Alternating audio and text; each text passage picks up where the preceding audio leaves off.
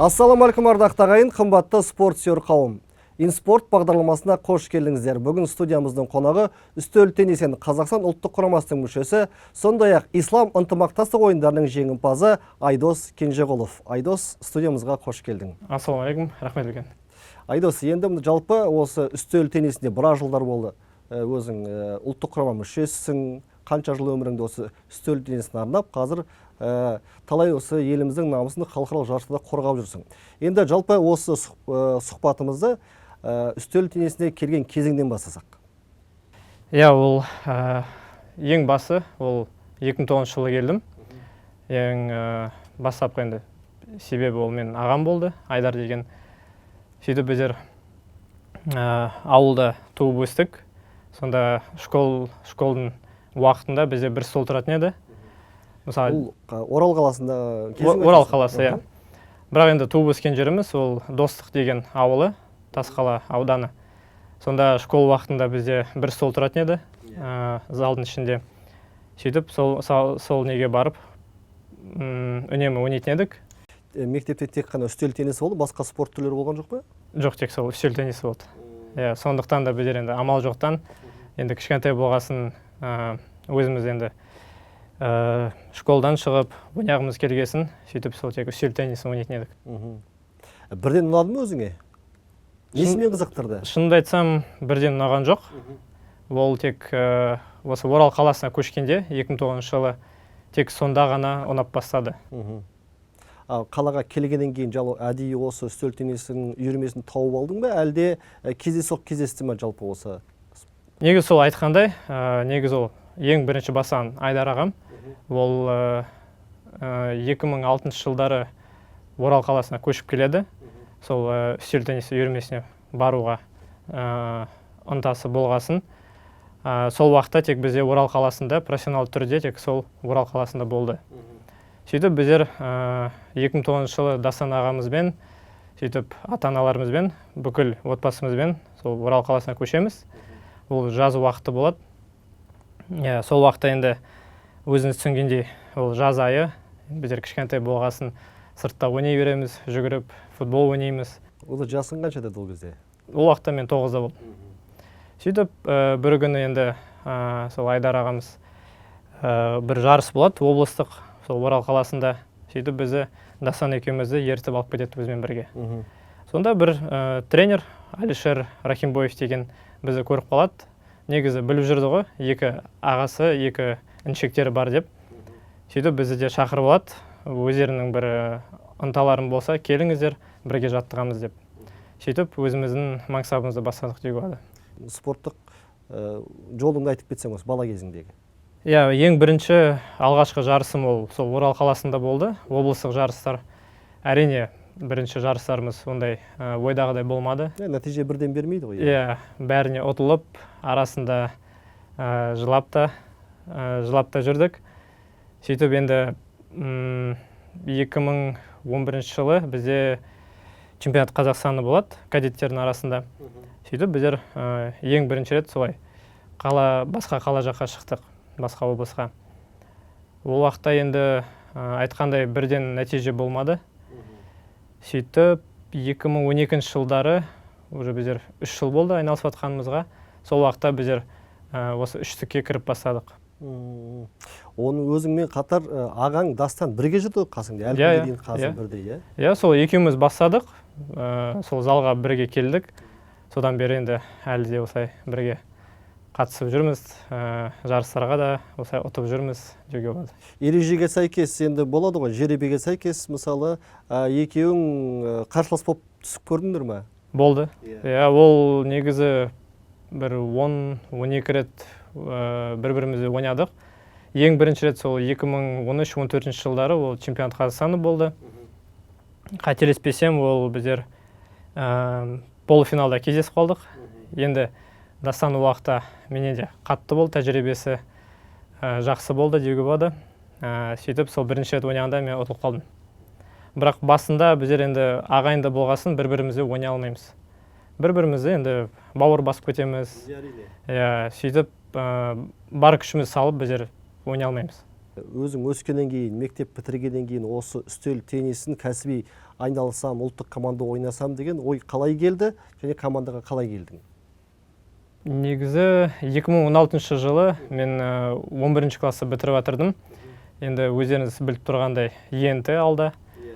Сөйтіп осы үстел теннисінен мен енді әрдайым сборда жүрдім, жарыстарда жүрдім. Сөйтіп оқу жағынан мен кішкене қалып қойдым. Енді болашақта сол универге түсу үшін енді ЕНТ-ні жақсы тапсыру керек. Сөйтіп ойымда енді өзім мансабымды бір жарты жылға тоқтатқым келіп еді негізі. Бірақ та ойдағыдай болмады. Сол 2016 жылы Тимченко Евгений Анатольевич деген жаттықтырушы бар. Ол мені осы Алматы жаққа тартып алады. Олимпийский отбор по юношам деп соған дайындалу керек деп, сөйтіп Алматы жаққа тартып алады. Сөйтіп бүкіл өзімнің ойдағы пландарымды мен біраз ойландым. Осы ата-аналарымызбен сөйлесіп, содан енді көшіп кеткеннен кейін үйдегілер бірден қолдап кетті ме? Қарсы болған жоқ олар. Қарсы болған жоқ. Себебі олар да өздері де көріп жатырды, бізде нәтижелеріміз жаман болған жоқ, сол Дастан екеумізде. Сондықтан да олар өздерінің шешімін қабылдап, қолдау берді, жолын болсын деп жіберді. Енді жаңағы шаңырақ мектебіне келген кезіңнен бастап? Сол 2016-ның аяғында мен келісім шартқа отырдым. Шаңырақ спорт мектебіне түсемін. Содан бастап мен өзім мансабымды қарқынды түрде дайындығымды бастадым. Жалпы енді ұлттық командаға келуің жайлы осы ересектер арасындағы. Бұл да бір үлкен белес қой кәдімгідей жас спортшы үшін ұлттық командаға қабылдануы деген. Әрине басында ондай ойлар болған жоқ менде. Осылай ұлттық құрамаға түсемін деп, Қазақстан атын шығарып осылай қорғаймыз деп ондай ойлар болған жоқ. Ол бара-бара жылдан жылға өзімнің уровень өсіп келгесін, деңгейім өсіп келгесін, сонда ғана тек түсініп бастадым. Онысы бәсекелестік те көп шығар енді. Көп балалардың бәрі де ұлттық командаға барғысы келеді ғой. Әрине, қазіргі таңда осы Қазақстанда көптеген жақсы спортшылар бар. Барлығы да әрине енді барлық спортшының планы бойынша ұлттық құрамаға түсу, осылай сөйтіп Қазақстанның атын қорғап деуге де болады. Сондықтан да конкуренция дейді ғой, өте қиын болды. Бәсекелестік. Бірақ қазіргі таңда да көптеген балдар енді жаңадан өсіп келе жатқандар да бар. Сөйтіп олар да енді өздерінің орындарын алғылары келеді осы ұлттық құрамада. Бірақ ол здоровый конкуренция дейді. Сондықтан да оның барлығы негізі өзімізге де жақсы. Сонда ғана тек осы біздің нәтижеміз арттыра береді. Өзің ұлттық командаға келген алғашқы әсеріңді айтсаң? Ол 2018-2019 жылдың аралығында болды. Бірінші рет осы ұлттық құрамаға түскенде. Негізі басында ондай сенбеушілік болды. Себебі енді көптен бері осы 2009 жылдан бері осылай жұмыс істеп келе жатырдым. Басында сене алмадым. Бірақ та енді барлығы сол ойдағыдай болды. Өзімнің орнымды алдым деуге де болады. Сондықтан да қуаныштымын. Бірден Дастан екеуің өттіңдер ме, әлде сен ғана өттің бе? Негізі мен басында өттім. Жоқ, қателеспесем, бірінші Дастан өтті. Себебі мен әлі ол уақытта мен осы молодежный командада ойнап жүрдім. Сол бір жылдан кейін мен түсіп кеттім, сол 2019-да. Ал Дастан ағам ол 2017-2018 жылдары уже түсіп кетті. Енді ұлттық команда сапындағы алғашқы жарыстарың жайлы қай елге бардыңдар? Қандай нәтиже көрсеттіңдер? Ең бірінші жарысым ол чемпионат Азия болды. Сол 2019 жылы Индонезия елінде болды. Әрине, қобалжу өте қатты болды. Менің бірінші жарысым осы Қазақстан атынан шығып келе жатырмын деуге де болады. Бірақ та енді қасымда енді бапкерлерім болды. Мына Кирилл Герасименко өте жақсы қолдауын білдіріп кетті. Өздерінің бір кішігірім советтерін де берді. Ақылын айтып, осылай өзіңді бір ашық сезіну керексің деп, ешқандай қысылыс болмау керек. Сондықтан да бірінші жарысым сәтті өтті деуге болады. Енді әрбір спортшы енді жарысқа шығар кезде қобалжиды, ол дұрыс қой. Енді тіпті боксшылардың өзі осы студияға келгенде айтады, рингке шығарда бәрінде ондай үрей болады. Бірақ енді ол жаңағы жекпе-жек басалып кеткеннен кейін бәрі басылады ғой дегенмен. Ол дұрыс деп. Енді алғашқы жеңістерің жайлы қандай бір елеулі есіңде қалған жеңіс қалды? Ең бірінші сол 2012 жылдары сол бірінші рет үштікке кіргенде чемпионат Қазақстаны өзіміз жылымыздың арамызда. Одан кейін енді 2013-тен бастап 2017 жылға дейін мен бүкіл возрастты ұтып шықтым деуге де болады. Жас санатындар. Сол негізі өзім жасым енді өзім 2000 жылғымын. Ең бірінші бір үлкен жеңіс мен үшін ол 2014 жылы болды. Мен 97 жылдардың арасында мен сол бірінші орын алдым. Сөйтіп, бара-бара жылдан жылға мен сол титулдарымды қорғап, сөйтіп, сондай бір өзімнің бір естелікте бір қалған сәттерім бірі. Осы ұлттық командаға енді келетін болсақ, қазір біздің команда сапында осы қанша ер балалар өнер көрсетеді өзің бірге? Негізі бастапқы ол тек 5 адам ғой. Одан кейін резерв бар, тағы бір 5-6 ойыншыдай. Қазіргі таңда сол кім өзім болам. Кирилл Герасименко, Алан Құрманғалиев, Санжар Жұбанов, Харки Искандер, сол 5 бастапқы ойыншылар. Әрқашан өз мықтылығыңды дәлелдеп тұру керек қой. Өйткені өзің айтып отырсың, жастар өсіп келе жатыр, мықты жас теннисшілер келе жатыр. Өздеріңнен ұлттық құрама орындарыңды әрқашанда дәлелдеуге тура келеді, солай ма? Әрине. Енді бағанағы айтып өткенде ол конкуренция дейді. Ол бүкіл спортта, бүкіл жерде, өмірде де бар ол деуге болады. Ол онсыз ешқандай нәтиже болмайды. Себебі өзіміз де түсінеміз, арт жақтан өсіп келе жатқан поколение да бар, жаңадан келе жатқан балалар бар. Сондықтан да ол да біз үшін бір жақсы мотивация. Ары қарай одан да еңбектеніп, тағы да өз дәрежемізді өсіру үшін бір жақсы мотивация болады. Жалпы ұлттық командадағы атмосфера қандай? Барлығымыз татумыз. Барлығымыз арамызда енді жастық жас ерекшелігі. Жас ерекшеліктеріміз болғанмен де, бірақ арамызда тек татулық, өзімізді бір ағайындылар сияқты сезінеміз. Мынау енді менің сұрайын деп отқаным, алғашқы осы жылы, ағымдағы жылы Сауд Арабиясында ислам ынтымақтастық ойындары өтті. Үлкен жарыс болды. Ұлттық құрама сапындағы осы жарысты бізге тарқатып айтып берсең. Ол алдымен дайындықтан бастасаң? Дайындық біздер барлығымызда осы 3 игрок барды. Сол Кирилл Герасименко, Алан Құрманғалиев және мен. Үшеумізде біздер Германия елінде, Бремен деген қаласында, сол Кирилл Герасименконың клубында біздер үшеумізде сол жерде жаттығуымызды бастадық.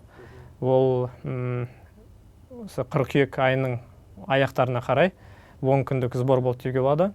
Сол жақтан үшеумізде сөйтіп Эр-Рияд қаласына ұшып бардық. Енді осы сол жердегі қарсыластар жайлы, командалар жайлы, одан кейін финалдық жекпе-жектер жайлы бәрі тартысқа толы бәріміз қарап отырдық.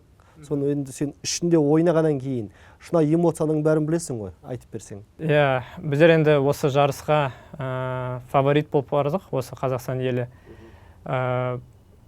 Басшыларымыз бірден бізге бірінші орын алу керексіңдер деп талап қойды. Сөйтіп, енді басты қарсыластарымыз Түркия елі болды және Иран елі. Өте сондай жақсы дайындалып келген ел деуге болады. Мықты команда. Мықты командалар, Сөйтіп, біздер де оны біліп жатырмыз. Ментально дейді ғой, психология жағынан біздер де осылай дайындалып келдік. Біздер сол дайын болдық негізі бірінші орын алуға. Енді біз үшін ең қиыны сол полуфинал мен финал болды ғой негізі. Себебі біздер подгруппалық кезеңді біздер ешқандай қарсылық көрсете алмады. Ондай ештеңе болған жоқ. Сондықтан да бізге енді полуфинал біздер сол Түркия еліне қарсы ойнадық. біздер қателеспесем 8-3 па 8-4 па есебімен ұттық. Сөйтіп финал бізде Иран еліне қарсы болды. Біздер оларды 8-1 есебімен ұттық. Жалпы осы Иран спортшылардың, түрік спортшыларының жалпы өзінің ойнау мәнері қалай екен, несімен ыңғайсыз? Иран ойыншылары мысалға оларда подачалары жақсы. Барлығында да подачалары жақсы. Енді өтірік айтпайын, олар арасында кішкене ойындары алдап ойнайды. Арасында болып тұрады ондайлар, андай төрешімен ұрсып кетеді, ойыншылармен ұрсып кетеді, уақытты андай созып жібереді. Оның барлығы енді тактика дейді ғой, бірақ та біздер осы дайын болдыңдар. Иә, біздер дайын болдық. Біздер олармен де талай рет ойнадық осы жарысқа дейін. Сондықтан да біздер бүкіл жағынан, физикалық жағынан, психологиялық жағынан, ойын жағынан біздер сол Иран еліне қарсы біздер дайын болдық. Жалпы өзің енді жеңіс пен жеңіліс қатар жүреді. Егер жеңілген сәттеріңде өзіңді мысалы жеңіліс неге тәрбиелейді деп ойлайсың? Енді барлығы үшін ол да бір тәжірибе ғой негізі. Бірақ та мен ойымша ол жеңіліс, ол тек сол келесіде ұту үшін бір жақсы бір әсерін тигізеді деуге болады. Негізі ол қиын соны қабылдауға. Бірақ та осы жеңіліспен адам, спортшы дұрыс жұмыс істесе, содан бір тәжірибе алса, тек сондай жағдайда ғана олар келесі тек ұта алады. Сен өзің ойынның алдында өз-өзіңді қалай дайындайсың психологиялық тұрғыда? Енді физикалық тұрғыда енді дайын шығарсың, ал психологиялық тұрғыда болады ғой мысалы? Иә, ол негізі жарысқа да байланысты. Мысалға мен Қазақстан ішінде ойнасам, мен тек әрбір ойынның алдында мен әрдайым өлең тыңдап жүрем. Наушникті тығып қойып. Себебі көптеген адамдар келеді, фотоға түсейік дейді, кейде бір әңгімелесейік дейді. Ол да бір концентрация жоғалады ғой адаммен сөйлескенде. Сөйтіп мен Қазақстан ішінде болғанда тек сол наушникті қыстырып қойып, өлең тыңдап жүрем. Сондай өзімнің бір дайындығым сондай бар деуге болады. Ал енді шетелде жүрсем, шетелде енді ондай адамдар барлығы да өздерінің бір пландары бар. Мысалы Бундеслигада ойнасам, көбінесе біздер командамызда бізде әрдайым бір комедиялық жағдайлар көп болады. Сол үшін енді біздер сол жағдайдан қалмау үшін біздер бәрімен бірге, командамен бірге отырып, әңгімелесіп осылай матчқа дайындаламыз. Ұлттық командада? Ұлттық командада, сол енді ол. Үлкен жарыстардың алдында, мысалы үлкен жаңағы маңызды жарыстардың алдында, мысалы Кириллдан келіп ақыл сұрайсыңдар ма, әлде ол өзіге үйрете ма деген сияқты, бір-біріңе қандай ақыл кеңес беріп отырасыңдар? Негізі енді Кирилл Герасименко біздің лидеріміз, команданың, оның тәжірибесі өте мықты. Енді Олимпиада ойындарына қатысқан. 3 рет уже қатысты. Сөйтіп, әрдайым негізі өзі келіп тұрады бізге. Негізі осылай дайындалыңдар, осыны істеу керексіңдер. Өзім бір сенімін беріп жүреді бізге. Кейде біздер өзімізде оған жақындаймыз. Бір советті сұрап, қалай дайындалсақ болады. Мына ойыншымен сен ойнадың ғой деп, қалай ойнасақ болады деген сияқты. Сөйтіп, көбінесе енді осылай бір-бірімізде талқылап, осылай матчтарға дайын боламыз. Қазір енді ақпарат бойынша өзіңе жаңа айтып кеттің, Австрия чемпионатында өнер көрсетесің. Бұл келісімшартқа қалай келдің? Кім арқылы шықты? Қанша жылға? Осы ақпарат беріп кетсең. Ол бірінші жылы, ол 2018 жылы болды. Дмитрий Левенко деген біздің консультант тренер болды, жаттықтырушы. Сол 2017 жылы келгенде біздер осылай сборларда кездесіп қалып жүрдік. Ол уақытта мен әлі негізі ұлттық құрамада болмадым. Бірақ ол айтады ғой, енді жаттықтырушылар өздері бір әрбір спортшыдан бір жерін байқап қалады. Талант болсын, ынтасы болсын. Сондықтан да қай жерім ұнап қалды, мен енді өзімде білмей жатырмын әлі. Сөйтіп өзі жақындады маған. Сол 2018 жылы бір сбор болды Алматы қаласында. сөйтіп осылай Австрия Бундеслигада ойнағың келеді ма деп бір ұсынысын айтты. Сөйтіп мен тез арада жауабымды бердім, иә деп. Сол жерде қол қойып келісім шартқа. Сөйтіп бір айдан кейін мен Австрия еліне ұшып барамын. Енді сол Австрия еліне келгеніңізде клуб қалай қарсы алды? Жалпы енді басқа ел, басқа климат демекші, басқа спортшылар қалай қабылдады? Иә, негізі өте қиын болды. Мен ол уақытта ағылшын тілінде білмедім. Арасында тек yes, no деген бір-екі сөзін білдім. Қобалжу өте қатты болды. Не істерімді білген жоқпын. Енді өзім де түсініп тұрдым ғой, менің таңдауым. Осының барлығын мен өзім өту керекпін. Сонда ғана мен тек өсе аламын деп. Сондай бір мотивациямен бардым. Бірақ сол клубта өте жылы қарсы алды. Бапкерлері де, ойыншылары да өте керемет болды. Иә, сол бірінші рет қарсы алғанда бір кішігірім андай фуршет болды. Бір достық қарым-қатынасты нығайту үшін сөйтіп өздері бір фуршет жайып, осылай әңгімелесіп, өзіміздің ойындарымызды бастадық деуге болады. Олардың жаңағы бапкерлерінің жаттығу процесі бізбен салыстырғанда, жалпы чемпионатының ойындары, соның өзгешелігі қандай екен? Енді Австрия елінің өзгешелігі Қазақстанмен системада. Мысалға, олар жаттыққанда емін еркін жүреді. Олар кейде кешіп қалуы мүмкін жаттығуға. Оған тренерлер ештеңе айтпайды. Себебі енді өздерін бір емін еркін сезінгесін, оларда ондай қаталдық жоқ. Бізде осы Қазақстандағыдай. Бундеслиганың системасы, мысалға, олар әр жұма сайын немесе айына бір 2-3 матчтан ойнап тұрады. Ал бізде Қазақстанда жылына тек 4 тур ойнаймыз. Иә. Солай да олар матчтарын, мысалы, футбол сияқты ғой. Біреуін в гостях ойнайды, біреуін үйде ойнайды. Сондай бір айырмашылықтар бар. Яғни чемпионат барысында қанша кездесулер болады? Яғни біздікімен салыстырғанда 2 есе көп шығар ма? Иә, әрине. Оларда ойыншыларда өте көп. Андай кішкентай балаларда өсіп кеткен үлкен дәрежеде ойнап жатқан ойыншылар да бар. Топ уровень дейді ғой. Сондай ойыншыларда көп негізі. Солай да... Ол Вена қаласында ма? Вена қаласы, иә. Бірақ та ол жерде енді айтқандай Бундеслига болғасын, оларда Австрия елі бойынша 12 команда бар. Көптеген әртүрлі қалаларда. Сол Венадан бар, Сальцбург бар. Сөйтіп Штокерау деген команда бар, өзім ойнап жатқан. Сол ағамдастан Баден деген қаласында тоже бір клубы бар, Баденер деген. Сондай көптеген командалар бар. Енді ең қызығы мен үшін сол тек система ғой негізі. Басында, мысалға, біздер үйде ойнаймыз. Кейде, мысалға, үйде ұтып қалатсақ, біздер реванш в гостях қаламыз. Тіл мәселесін қалай шештің? Сол енді бірінші рет барғанда қобалжыдым, ешкіммен сөйлесе алмадым. Енді бапкерлер келеді, ойыншылар келеді, сұрайды, қалайсың, ертең жаттығу сағат 9-да басталады дейді. Сондай бастапқы... Мұғалім жалдадың ба, әлде солармен, сол спортшылармен жүріп үйрендің ба? Жоқ, мұғалім жалдаған жоқ, негізі ойда болды. Бірақ та енді шетелде жүргесін ол кішкене қиындау болды. Қаражат жағынан да кішкене қиын болды.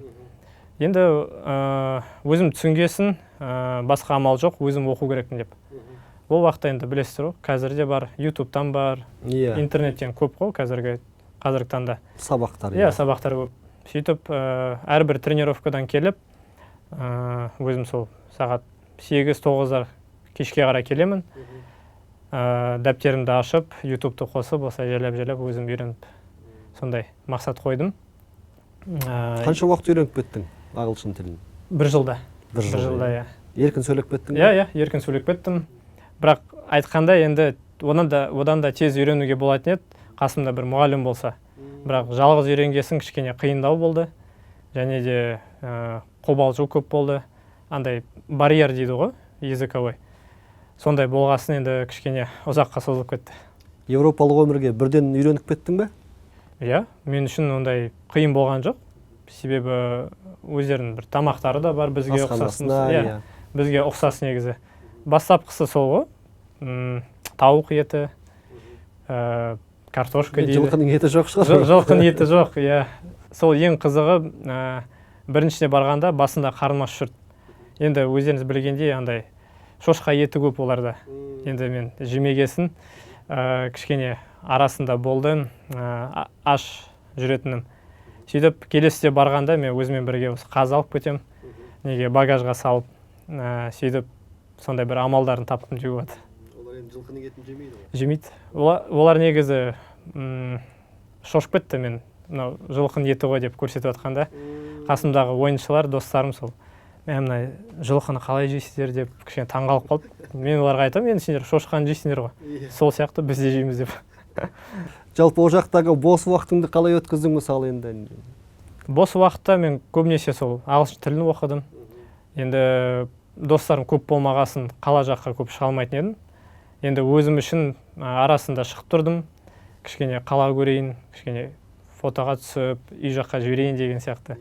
Үйдегілер де көрсін қай жақта жүрмін деп, тек осындай бір кезеңдер болды. Өзіңе дос таба алдың ба барған кезде бір? Иә, қасымда сол Дмитрий Левенко деген жаттықтырушының баласы болды, Андрей Левенко деген. Сол баламен мен бір команда ойнадым ғой енді. Бірден тіл табысып кеттік, бірге күнімен түнімен жаттықтық. Әрбір жерде біздер осылай жүрдік.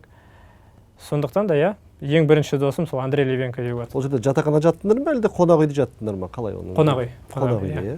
Яғни барлық жағдай жасалған. Иә, бүкіл перелетті да төлейді. Клуб өзі? Клуб, иә. Барлығын өздерінің қолдарына алады. Қонақ үй, тамақ жағынан барлығы өздері төледі. Жалпы енді осы австриялық клубпен сен келісімшарт жасағанда саған талап қандай болды? Негізі, мен ол уақытта енді бірінші рет барғасын мен новичок болдым. Жаңадан бастағасын енді ешқандай талап болған жоқ. Мен үшін ол тек бір тәжірибе болды. Тәжірибе ретінде сол Дмитрий Левенко да сөйтіп айтты. Негізі ешқандай мақсат жоқ сенде. Сен тек тәжірибе алу керексің, үйрену керексің, көру керексің. Тек осындай бір кішігірім талаптар болды. Яғни сен Австрия чемпионатын өткізесің, бірақ ұлттық командада міндетті түрде ойнауың керек, иә? Яғни ұлттық команда сапына шақырғанда келесіңдер, иә? Иә, әрине. Менде бір-екі рет сондай жағдай болды. Бір уақытта да Австрия елінде сол Бундеслигада матч болды, бір уақытта. Және де сол уақытта чемпионат Азия болды. Енді менде приоритет өзімнің қазақ елім. Сол үшін әрбір жағдай болса да мен Қазақстан таңдаймын. Клуб жібере береді, ондай кезде? Кейде қиын болады. Олармен сөйлесу, олар мүмкін штрафта салу мүмкін. Иә, өйткені жалақыңды кесу мүмкін. Иә, ол негізі бүкіл елде де. Иә, жалғыз үстел теннисі барлық спорт түрінде солай. Иә, ол ондай ешқандай бір секрет те жоқ негізі. Ол уже осы бапкермен және менеджермен қандай қарым-қатынаста адам болады, тек сондай ғана, сондай планмен тек жүруге болады. Кейде мысалға болады, кейбір менеджерлер түсінбейді ондайды.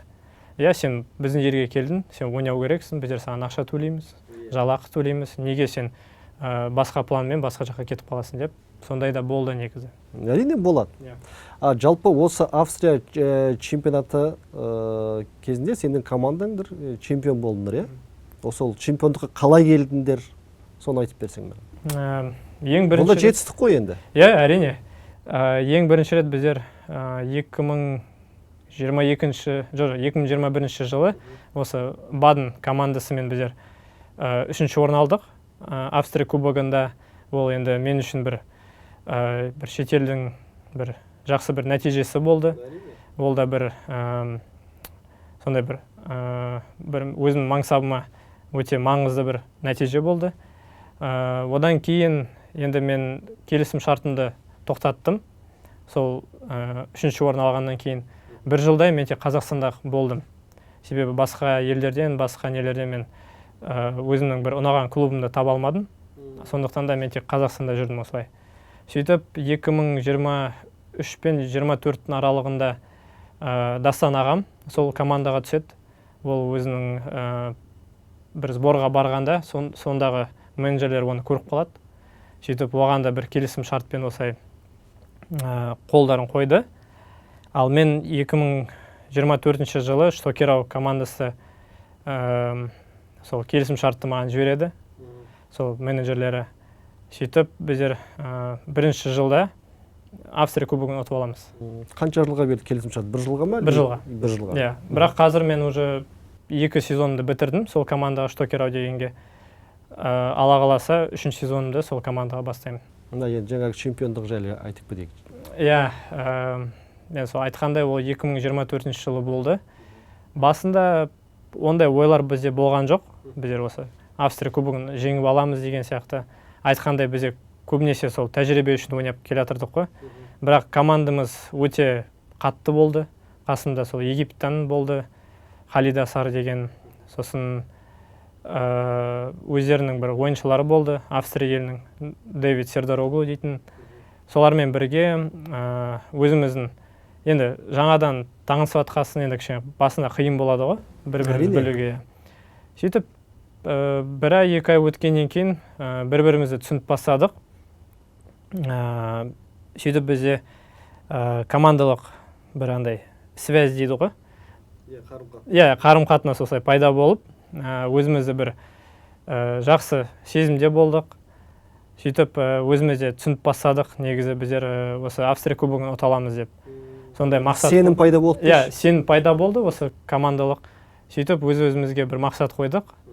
Бар күшімізді саламыз. Осы сезонның аяғына дейін бәрімен аяғына дейін ойнаймыз. Бар күшімізді салып, осылай Австрия кубогын жеңіп алайық деген сияқты бір талапты қойдық.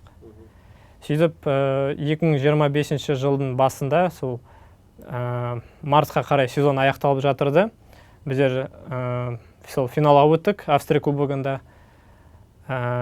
Сол Баден командасына қарсылас болдық. Сол жерде ағам ойнады ғой. Сол ағам екеуміз финалда кездестік. Ең қызығы сол Австрия елінің ойыншылары да, фанаттары да білет, екі ағайынды ойнап жатқан осы Қазақстаннан деп. Біздің ойынымызды да көріп жүрді басқа жерлерде. Сөйтіп осы менеджерлер, біздің клубтың менеджерлері негізі бір-бірімізді сәйкестендіріп қойғысы келді. Біздер бірге бір ойнайтындай. Бірақ енді айтқандай біздер Дастан екеуміз қарама-қарсы ойнай алмаймыз. Енді бауыр басамыз, ағайынды боласын, қалай ойнаймыз деп. Бірақ бір жақсы ол енді ойын түрі ғой. Ол мысалға бокс, төбелес болса, ондай жеткізбейміз ғой. Сөйтіп мен сол бапкерім жақындайды. Дайын бол, сен 3-ші номерде өзің ағаңа қарсы ойнайсың дейді. Мен негізі басында айттым, мүмкіндік болса ауыстырайықшы деп. Мен басқа ойыншылармен ойнайыншы деп. Олар айтады, жоқ, негізі біз үшін ол да бір жақсы. Ол да бір шоу ретінде өздерінің бір телеканалдары бар. Сөйтіп фанаттары да соны талап еткен ғой. Бір қызығушылық білдіріп, сөйтіп біздер 3-ші номерде ойнадық. Енді есеп мен 3-1 есебімен ұтып кетемін. Бірақ сол уақытта енді біздер бір-бірімізге айттық, бар күшіміз саламыз деп. Себебі енді Австрия елі қарап жатыр. Енді кішкене шоуда көрсетейік арасында, кішкене бір қызығушылық оларға да бір көрсетіп деген сияқты. Сөйтіп арасында 1-2 шоу көрсеттік. Сөйтіп енді 3-1 есебімен біздер жеңіп, осы кубокты алып кетеміз. Енді қазір тағы да осы келісім шартың қанша жылға жалғасып жатыр енді? Тағы сол 1 жылға? Тағы 1 жылға, иә. Яғни олар сенің осы Австрия чемпионат ойнағаныңды қалап жатыр ғой. Қалап жатыр, иә. Негізі мен осы сезонды аяқтадым. Негізі басқа елге кеткім келеді, Франция еліне. Франция елінен бір ұсыныс болды, иә, ұсыныс болды. Бірақ та енді осы командамен біздер бірнеше жүлделер ұттық. Біздер Австрия кубогында ұттық, Суперлига ұттық. Сөйтіп сондағы бапкерлер де, менеджерлер де енді көріп тұр ғой, біздің ынтасымыз бар. Жібергісі келмейді. Енді оларға айттым, мен Францияға кету керекпін. Себебі ол жақтан да бір жақсы ұсыныс келді. Мен үшін енді Австрия елін мен жатқа білем деуге де болады. Өз тәжірибемді алдым, енді бір жаңа кезеңге өту керек. Кішкене өсу керек, елді ауыстыру керек кішкене. Сөйтіп солай сөйлестік, бірақ соңында енді сол менеджерлермен біздер жақсы қарым-қатынаста, сондықтан да олар жіберген жоқ. Тағы да осылай 1 жылға келісім шартты қойдық. Келісім шартың аяқталған кезде сен баруыңа болады ғой, болмай ма? Болады, бірақ та ол уақытта мен ойымша контракт өзгеріп кетуі мүмкін. ойыншылар да өзгереді, уақыт та өзгереді, бір жыл өтеді аралығы. Олар ұсыныс берген кезде бірден бару керек қой Францияға? Иә, бірден бару керек. Бірақ мен сол Франция елімен де сөйлесіп жүрдім, оларға да бір түсіндіріп айтып кеттім, осы мен Австрия еліне бір жылға қалам, тағы бір жылымды ойнап сосын келсем болады ма деп. Негізі олар болады деді, бірақ бір жылда біздер білмейміз ғой не болатынын. Ал міне соңғы жылдардағы міне жетістіктерің, Австрия Суперлигасын алдыңдар, кубогын алдыңдар, келісім шарттың мысалы өзгеріп, жалақыларың көтеріліп, жағдай жасалды ма? Иә, әрине. Басында келгенде... Сен нәтиже көрсете бастағансың ғой? Иә, әрине. Басында мысалға сол Штокерау командасы 2019-дан бастап 2024-ке дейін бірде-бір нәтиже көрсетпеді. Сонда 5-6 жыл аралығында бірде-бір нәтиже көрсетпеді. Сондықтан да оларда өздерінің бір пландары болды. Жаңа команда жинау, жаңа ойыншыларды басқа елдерден әкелу. Сөйтіп барлығымызды жинады. Бірінші сезоннан бастап біздер Австрия кубогын ұтып алдық. Яғни алғашқы жалақың мен қазіргі жалақының айырмашылығы бар ма? Иә. Ай сайын төлейді? Ай сайын төлейді. Егер құпия болмаса? Негізі ондай затты біздер айта алмаймыз. Себебі Австрия елінде бізде қол қойғанда бір пункт бар. Иә. Енді орысша айтқанда неразглашение дейді. Иә. Сондықтан да өкінішке орай айта алмаймын. Енді мынау ең осы әлем бойынша ең мықты чемпионатты, ең мықты спортшылардың теннисшілері, бұл әрине Қытай спортшылары, иә. Оған ешкімнің күмәні жоқ. Олимпиада ойындарының барлығы. Егер Қытайдан сондай ұсыныс түсіп жатса барар ма едің? Әрине. Мен негізі іздеп жүрдім, өзім де іздеп жүрдім. Бір-екі досым бар осы Қытай елінде, оларға да жаздым. Енді оларда лигалар өте көп. Ең мықтысы енді Суперлига. Онда тек топ ойыншылар ойнайды. Енді мен үшін бір үшінші лигада ойнасам да жарайды деп өзімнің бір талабымды айтып жүрдім. Негізі мен 2 жыл бұрын жақсы бір мүмкіндік болды сол Қытай еліне баруға.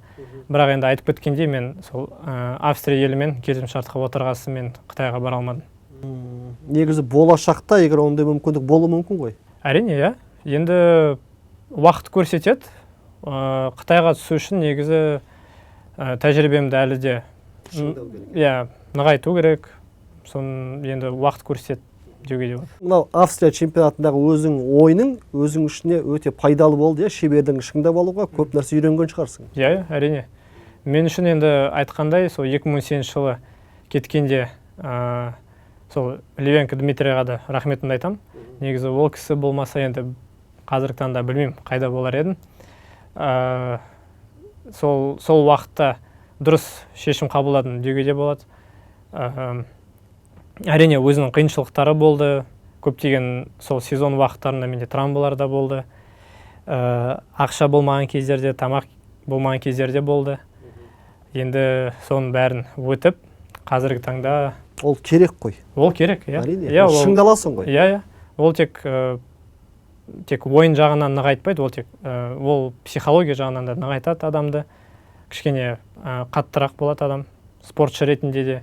Сондықтан да мен үшін ол бір үлкен тәжірибе болды. Жалпы осы енді бұған осы ұлттық команда сапында ойнап жүрсіңдер ғой енді. Қытай спортшылармен талай өнер көрсеттіңдер. Олардың ерекшелігі неде екен Қытай спортшыларының? Енді оларды қалай жеңуге болады енді? Бүкіл айырмашылығымыз басқа елдермен мысалға салыстырғанда бүкіл жерде өздерінің бір системалары бар. Қытайдың системасы енді олардың өздерінің бір вид спорты деуге болады, национальный вид спорты деуге болады. Ұлттық спорты.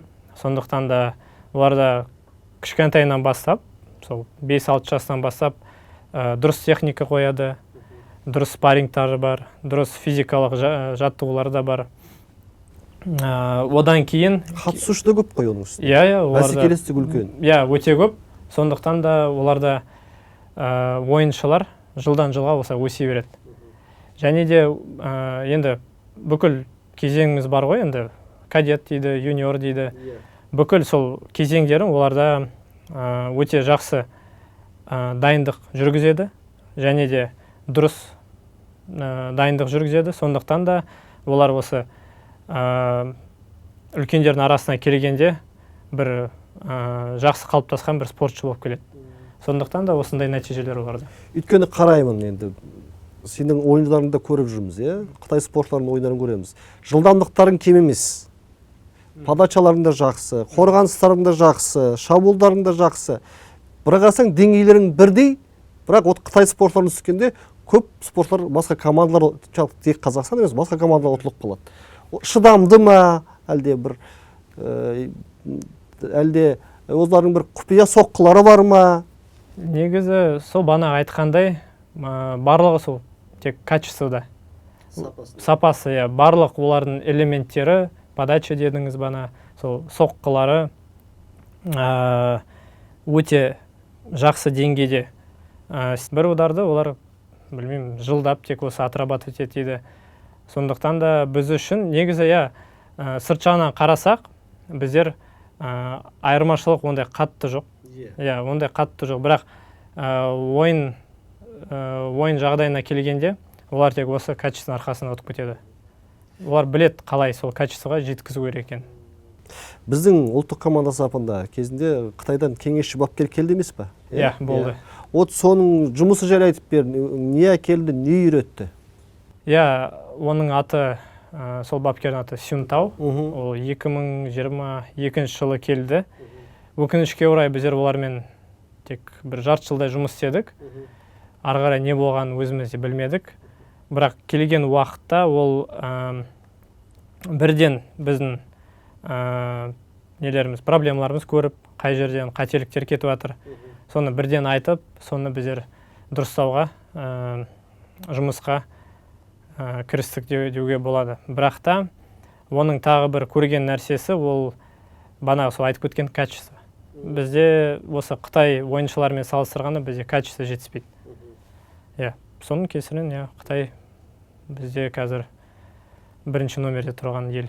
Қазір біздің команда сапында белорусиялық маман келді, өте тәжірибелі олимпиада чемпионы дайындаған. Осы маман жайлы айтып берсең, осы кісінің енді жаттығу жүйесі жайлы. Белорусиялық маман. Александр Николаевич Петкевич, аты жөні өте қарапайым кісі. Шынымды айтсам, бірінші рет мен оны кішкентай кезімде көрдім, бірақ ютубтан, видеодан көрдім. Өзінің бір ойыншысы бар, бірінші ракетка. Ол Владимир Самсонов. Соның ойындарын біздер көріп өстік, ютубтан кішкентай болғанда. Тек сол кісіні біздер экраннан көретін едік. Енді қазір сол кісімен біздер бірге жұмыс істеп жатырмыз. Басында кішкене қиындау болды түсінуге оның системасын, жүйесін. Бірақ та қазір барлығымызды түсініп бастадық. Біз үшін ол бір жақсы тәжірибе әкелді деуге болады. Яғни бұл азамат сіздер осы халықаралық жарыстарға дайындайды, Ең бірінші жұмысымыз май уақытында болды. Сол чемпионат мираға дейін Лондонда өткен. Сол уақытта ол бірінші рет келді. Әрине 10 күннің ішінде ол ондай ештеңе айта алмайды. Себебі ол көп уақыт аздау. Бірақ оның енді көрген заты барлығымыз да жақсы ойнаймыз дейді. Мына бізде розыгрыш дейді. Ол жағынан барлығымыз да мықтымыз дейді. Енді бастапқы жұмысымыз сол Лондонда басталды деді. Себебі сбор уақытында ештеңе айта алмайды. Ол тек жаттығу. Сөйтіп Лондон уақытында бірінші рет ол сол трибунда отырып анализ жасайды ғой енді көріп. Негізі өзі айтқандай кішкене бір шокта болды. Ол негізі ойламады біздер осындай жақсы деңгейде ойнауға болады екен деп. Соңғы ойынымыз біздер сол Жапон еліне қарсы ойнадық қой. Енді жапондарда сол қытайлармен бір аралас келе жатқан бір ел ғой негізі. Сондықтан да біздер сол жапондық ойыншыларға да жақсы қарсылас көрсеттік. Содан кейін енді Александр Николаевич бір жақсы көңіл күйде қалдым дейді сол матчтан кейін. Енді мынау қазір осы 2027 жылы Астанада командалық әлем чемпионаты өтеді. Елімізде тұңғыш рет осы орталық Азияда. Осы әлем чемпионатын Қазақстанда өтеді дегенде қалай қабылдадыңдар? Біріншіден енді 2024 жылы бізде чемпионат Азия болды. Астана қаласында ол уақытта бәріміз шокта болдық. Енді СНГ елінде осы чемпионат Азия өткізу деген. Одан кейін енді чемпионат мира 2027 жылы Астанада тағы да болады. Оны біздер кішкене дайын болдық деуге болады, себебі чемпионат Азия Астанада өткесін, неге чемпионат мира өткізбеске деп. Бірақ та енді әрине біздер қазіргі таңнан бастап азын шоғын қобалжу бар. Өзіміздің елімізде өткесін. Біздер сол неден көрдік қой. Ол уақытта, ол 25 жылы біздер неде болдық, чемпионат мира Катарда. Официалды түрде 2027 жылы бізде Астанада өтеді деп, сол Катарда болды. Сол уақыттан біліп бастадық. Содан бері біздер қазір дайындалып келе жатырмыз. Енді өз еліңде, өз жеріңдерінде енді жоғары нәтиже көрсетуге тырысасыңдар ғой әрине. Әрине, ол енді үлкен мәртебе біз үшін. Өзіміздің Қазақстан елімізді, өзіміздің елімізде қорғаймыз. Сондықтан да бар күшіміз саламыз. Енді Азиядан Қытай, Жапония әрине, ол мысалы басқа да мемлекеттер бар. Европаның қай командалары мықты да? Европаның командалары қазір Франция жақсы, неміс, Германия, сосын Швеция. Солай да тағы бір ел, мысалға Австрияда да атап кетуге болады. Сол европалық елдер өте жақсы. Мен бәрімен ойнап, бәрінде жеңуге болады ғой? Әрине. Ең бастысы ол жұмыс істеу, еңбек ету, және де өз-өзіне сену. Жалпы осы жаңадан ашылып жатқан кешендерде, яғни жастардың қызығушылығы артып жатыр ма жылдан жылға? Келіп жатыр ма жастар? Қазір негізі көптеген балалар басынан бастап негізі осы центрға қызығады ғой. Ол бүкіл мировой стандарт бойынша осы центрлер бүкіл мировой стандартымен келеді.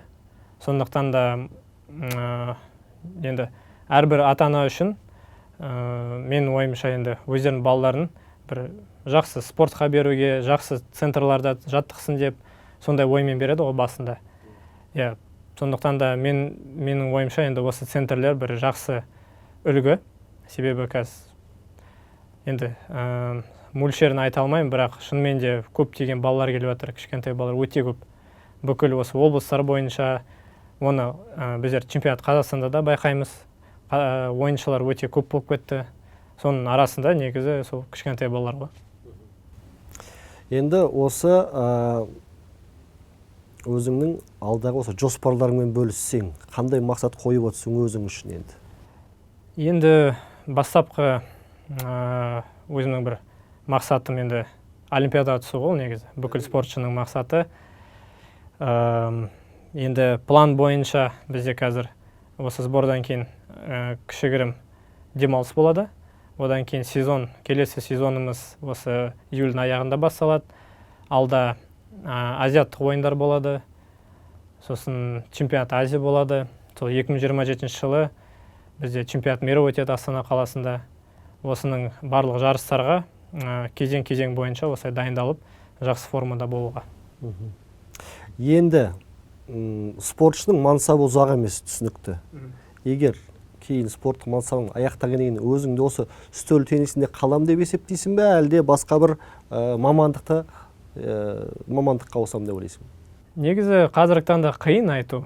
Өзімнің енді жоспарым бойынша әлі 10 жылдан кем емес, бір 15 жылдай мүмкін, 20 жылдай да мүмкін. Осы біздің спорт түрімізде ең жақсы осы жасқа қарамайды. Қанша жасқа дейін ойнауға болады? 50 жасқа дейін ойнауға болады ма? 50-ге дейін болады, 60-ға дейін де болады, 70-ге дейін де болады. Ол енді адамның физикалық деңгейіне байланысты. Денсаулығына байланысты. Денсаулығына, өзінің бір ынтасына байланысты, мотивация дейді ғой. Бірақ өзімнің жоспарым бойынша кішкене қиын қазір айту. Бірақ өзінің бір кішігірім нем бар, бір жоспарым деуге де болады. Мүмкін актер болуға. Бірақ та енді оның барлығын уақыт көрсетеді. Бірақ қазіргі таңда мен арасында да түсіп жүрдім. Бір андай массовка дейді, бір-екі сериалдың бір үзінділеріне түстім де. Қазақстандық па? Қазақстан ішінде. Сондықтан да өзім үшін енді уақытым болып жатса, осы үстел теннистен тыс уақытында мен осылай бір киноға түскім келеді, өзім актер болғым келеді, сондай бір желанием бар деуге болады. енді сондықтан да кішкене қиындау айтты қалай болады екен. Егер кезінде үстел теннис таңдамағанда мүмкін актер болып кетер ме едің? Негізі солай деп ойлаймын. Негізі бір айтып кететінім, ол сол 2016 жылы мен шаңыраққа түспес бұрын айттым ғой, сол ент-ға дайындалайын деп жаттым деп. Сол ент-ға дайындалып, мен актерский академияға түсейін деп жаттым негізі. Сол уақытта мен ойымда болды арасында мүмкін үстел теннис мансабын тоқтатайын ба деп. Бірақ енді уақыт көрсеткенде үстел теннис таңдадым. Бірақ актерлыққа әлде кейін жалғастыруға болады ғой? Болады, Енді айтқандай, мен қазір де арасында барып тұрам, бір актерлік, шеберлік школға да бардым, 1-2 рет. Енді уақытым көп болмағасын, енді арасында мен кастингке де барып үлгердім. Бана айтқандай 1-2 сериалдардың үзінділеріне түстім. Ол жерде енді көрінбеймін, себебі ол массовкаларда болды ғой. Бірақ мен үшін ол да бір тәжірибе. Сондықтан да енді уақыт көрсет, мүмкін актерда болам, кім білсін.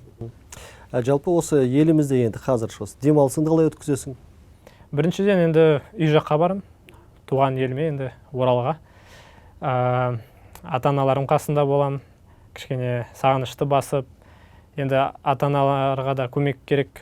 Біздер қазір енді 3 ағайындымыз. Мысалға Айдар ағам осы Астанаға көшіп кетті, жеңгемен бірге. Осы жұмыс барысында Дастан ағам жеңгемен, олар Алматыда. Енді мен холостоймын ғой енді. Сондықтан да менде кішкене уақыт болғасын енді үй жаққа барып, сол ата-аналар. Ең кенжесімін. Сондықтан да уақыт болғасын енді үйге барып, сол ата-аналарға көмек беріп. Енді ата-аналар болмағасын, осы бүкіл жағдай, олар істеді ғой барлығын. Осы енді ата-аналар бүкіл қаражатымызды да берді, өзімізге де бір мотивацияны да берді. Сондықтан да өз алғысымды тек біздер осындай кері рахметімізді көрсетіп, осылай көмек беріп, қастарында болып. Негізі ойымызда да болды ата-аналарымызды Алматыға ма бірге көшіріп алып кетуге, немесе Астанаға.